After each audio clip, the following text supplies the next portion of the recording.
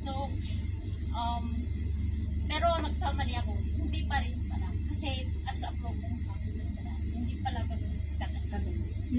Yung sakit na naramdaman mo, wala nung nalaman mo na may iba rin. Tatay mo,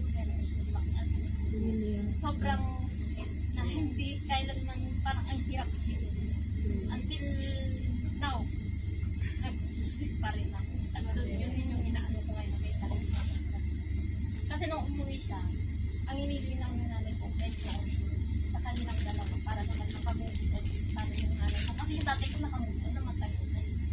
Nineglect niya na kami matagal na. Yung nanay ko, parang nagkano pa rin siya moving forward sa hindi na bilang mag-asawa sa friendship. And sana ma-close para yung sama ng loob mawala. Pero all of those things hindi nangyari.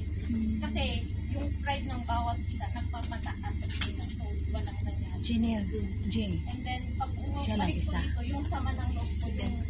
After niya, sakit ng nararamdaman ko noon. Instead na mawala, mas nalagdagan. So, until sa kanya, medyo nung bumalik ako, medyo naglaylo ako sa gusto na parang hindi ako nag-aalit. Kasi yung sama ng hindi ko alam kung paano siya mawala, paano siya bumalik. So, ayun, bumabalik ako ulit kasi sabi nila, parang nagano sa akin na sabihin pumupunta ako sa ibang lugar, may hinihilot ako, nag-share ako ng mga yung sama ng loob ko sa kanila. Kasi hindi ko hindi mawala. Ang hirap purahin. Kasi nga 30 years pa naman. Kasi nung college ako, ito share ko pa nung college ako, nagpa-essay yung teacher ko nun sa Filipino. Sabi niya, dagdagan nyo yung word na sana. Yung sana lang. Sabi ko sa essay ko, yung as pinaka-conclusion, sana kahit 1 minuto lang, makasama ko yung tatay ko kasi yung long yung walang father sa gabi. Hindi rin kami nag-uusap, wala man lang yung father-in love na earthly father love. Pero hindi mo pala doon talaga hindi mo doon siya mararap up talaga. Wala sa kanila, wala sa tao. Nasa Panginoon. Amen. Nasa Diyos lang talaga yung mararamdaman mo, yung satisfaction ng isang tatay. Kasi sabi magbabasa ka ng niya, ng mga salita niya sa Bible. O kaya sharings, kahit nakikinil ka lang siya mga sharings, kasi minsan sa tulad ko, wala pa akong Bible na. So parang pag nakikita ko sa Bible, search ako sa online. Binubuo ko yung chapter niya para maintindihan ko siya. So yun, doon ako rin na-remind na, anak, hindi ka nag-iisa. Dito ako. Tumawag ka lang.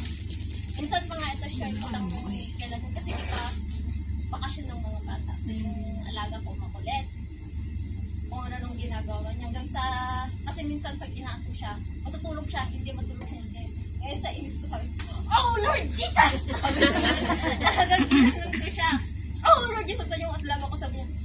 Tapos bigla siyang tumahimik. Then, what do you want? Sabi ko ganun. Night, matutulog na ako.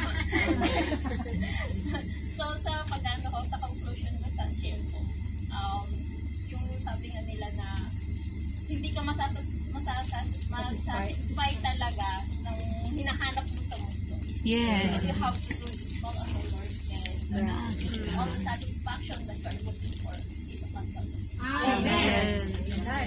Mga kapatid, mababaw pa naman luha ko. Iwasan ko yung nakakalungko talaga.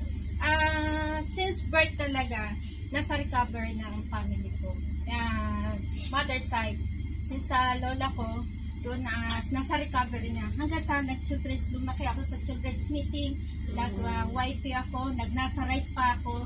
Then, after that, dumating yung point na nag-backslide ako na hindi na ako nakakapag-meeting. Lagi na lang barkada na atupag ko. Lagi ako nasa labas, sinusundo ako ng mga kaibigan, gano'n. Hanggang sa minsan na lang ako nakakapag-meeting. Yung kumbaga, imbes na mag-focus na ako sa Panginoon, nandun na sa mga kaibigan ko. So, nung time na yon na nag-backslide ako, ito naman mga anak ko, sila naman ngayon nagmi-meeting, sila yung nabaptize, and then ang nangyari, sabi ko, mabuti naman, nabaptize na rin kayo, pagpatuloy nyo. So, sabi ng anak ko, Mama, bakit kami? Bakit kami lang? Dapat pati ikaw. So, sabi ko na, hayaan mo. Darating ng araw, sabi ko gano'n. Sabi niya, kailan pa? Sabi gano'n. Ito pala yung mga kapatid, yung plano ng Panginoon. Nung